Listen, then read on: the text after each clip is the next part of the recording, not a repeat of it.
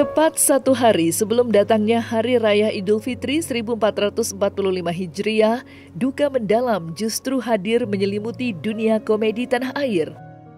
Ya, pada 9 April 2024 silam, komika serta pemain film layar lebar, Pria Prayoga Pratama, atau yang akrab disapa dengan Babe Cabita, telah menghembuskan nafas terakhirnya di bilangan Lebak Bulus, Jakarta Selatan.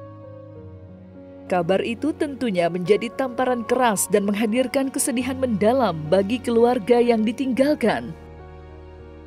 Namun siapa sangka, di balik itu semua pihak keluarga justru mengaku bahwa selama komedian kelahiran tahun 1989 itu berjuang menghadapi penyakitnya, ia telah siap untuk menghadapi sang pencipta. Tak main-main, almarhum Babe Cabita bahkan dikabarkan menghadapi ajal dengan penuh ketenangan. Lantas seperti apa pihak keluarga Babe Cabita menanggapi hal tersebut?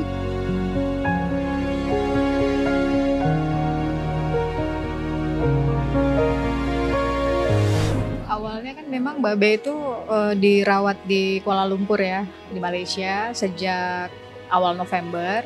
Setelah itu sudah sempat membaik kondisinya, sudah sempat umroh di awal Januari. Setelah itu kita rencananya mau stem cell transplant. Jadi transplant diambilnya dari saya, dari saudara. Itu juga sudah prosesnya, hanya tinggal dimasukkan ke dia gitu. Dan rencananya itu mau dilaksanakan di pertengahan Februari. Tapi pertengahan Februari karena kondisinya sempat drop, jadi memang stem cell itu tidak bisa dilakukan pada saat itu gitu. Jadinya kemarin kondisinya sudah agak membaik lagi karena mau lebaran, bolehlah pulang ke Indonesia, kita bawalah pulang ke sini. Mungkin karena kecapean juga di jalan, travel dari Malaysia ke sini, drop lagi, kita bawa ke Mayapada. Setelah sampai di Mayapada, normal ya Pak ya, biasa-biasa aja. Karena kan dia memang biasa transfusi, setelah transfusi nanti dia seger lagi, nanti dia capek dikit, dia begadang dikit, turun lagi, gitu-gitu aja memang. Sirkulasinya seperti itulah rutinitasnya. Sampai tadi pagi sekitar jam 3, kebetulan saya yang di rumah sakit sama Fatih berdua. Pas bangun jam 3 itu ngelihat dia kok nafasnya lebih cepat, berdebar gitu kan ya, jadi kayak cemas ya, berdebar. Setelah itu keringat dingin, cold sweat. Ditanya kenapa yok, dia diem aja, tapi tenang sampai akhirnya ya tadi nggak ada di jam 6.38 itu sangat tenang, bahkan kita sendiri, saya sama Fatih kebetulan yang mendampingi di ruangan, kita juga nggak sadar dia nggak ada. Dia kembali di akhir Ramadan ini, dia masih menyempatkan ngambil Ramadan terakhir. Insya Allah yoga Babe Cabita husnul khotimah, insya Allah.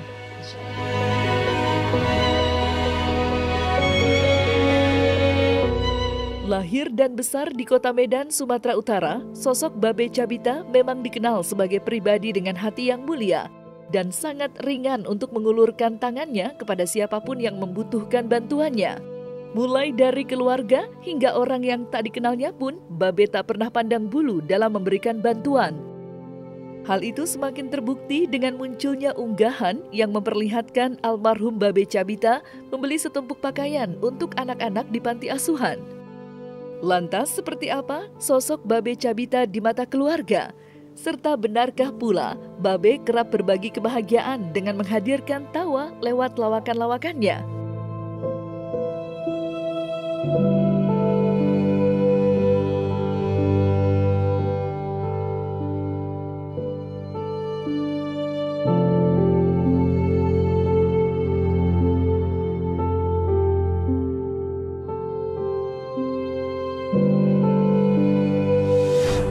Di dalam kehidupan sehari-hari, di rumah Bun, di tengah-tengah keluarga kita, keluarga besar saya bersaudara, dia memang selalu bicara ya ada ujung ngomongnya itu ada lawaknya.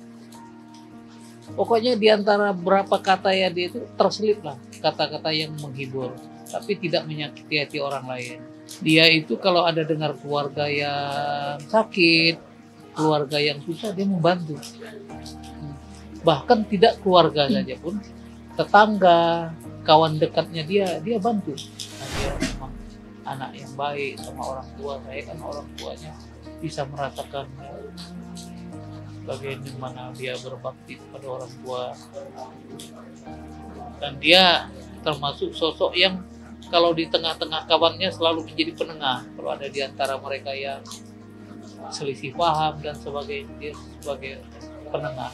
Dia itu orang yang paling yakin ya. Jadi yoga tuh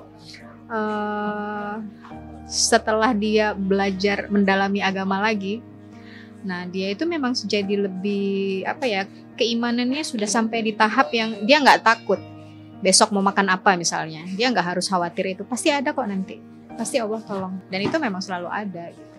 Jadi memang makanya dia juga kemarin udah kita harus mempersiapkan kematian siapapun, nggak hanya orang sakit, siapapun gitu. Saya paling paham ya, maksudnya kalau kita diskusi, kita suka diskusi nih sama yoga itu, sama Babe. Jadi memang dia sudah ada di taraf itu, sudah ada di level itu dia sekarang gitu. Sudah ada di level yang dia tidak memperdulikan, kan liquid juga udah ditutup, ya kan? Dia nggak mau kan? Nah, liquid udah ditutup. Maksudnya itu hal-hal yang memang begitu dia paham konsep keislaman seperti apa dan dia memperdalam ketauhidan, iman. Nah, memang dia sudah ada di level itu, jadi setenang itu.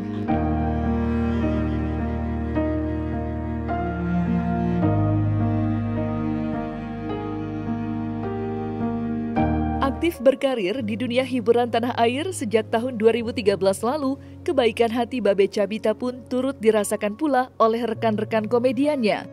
Buktinya, hingga sampai saat ini, tepatnya 3 hari setelah kepergiannya, cerita-cerita kebaikan hati Babe Cabita masih ramai berlalu lalang di media sosial. Salah satunya dari Bintang Emon. Pada unggahan itu, Bintang menceritakan bahwa Babe pernah menawarkan ikan hias berharganya secara cuma-cuma.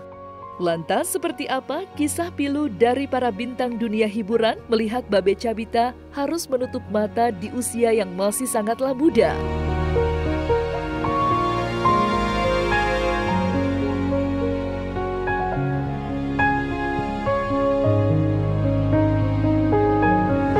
Hari ini kita kehilangan lagi salah satu talenta terbaik Indonesia ya, di bidang komedi, dan beliau memang udah luar biasa banget.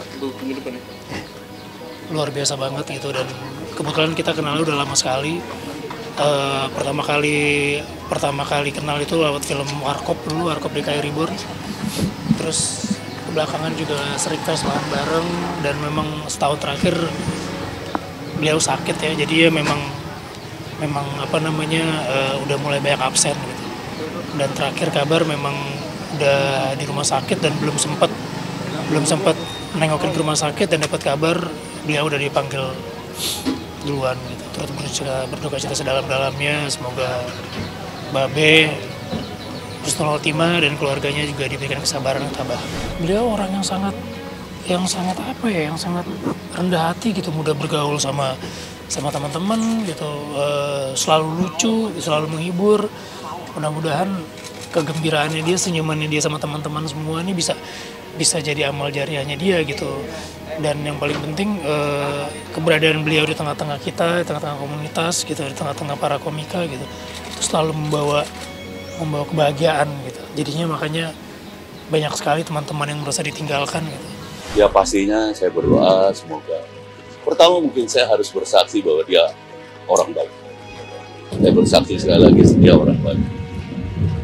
Dan kali itu saya berdoa mudah-mudahan yoga, nama aslinya ya, yoga diterima di sisinya, ditempatkan di tempat terbaik di sisinya, diterima amal bakti, amal ibadah, amal baiknya selama di dunia ini, diampuni segala dosa-dosa, dan bagi keluarga yang ditinggalkan semoga diberikan dan takwa, keikhlasan, kesabaran, Bapak harus bangga walaupun dia sekarang tidak ada, tapi sekali lagi saya bersaksi, Yoga anak yang baik. Deket banget Mas, karena ya saya pertama kali keluar negeri bareng sama beliau gitu, dan beliau juga ngajarin juga, dan benar kata orang tua Bang Babe ya, setiap ada permasalahan dan sebagainya dia yang cairin, dia yang nengahin gitu. Memang orangnya blessing banget lah gitu. Pak Ustadz juga udah bilang gitu pas waktu di CT scan semuanya aman gitu, nggak ada sama sekali yang jebol apa gimana gitu. Jadi memang sangat-sangat benar-benar blessing banget, apalagi di akhir bulan Ramadan ini kan, jadi kayak banyak orang menginginkannya tapi Bang Babe dapat tempat terbaik lah. Banyak sih Pak, banyak banget ya, apalagi ada beberapa ya, saya istilah katanya kalau di stand up tuh comedy buddy gitu, kita saling tukar pikiran bagaimana cara buat jokes gitu, bagaimana cara manggung gitu.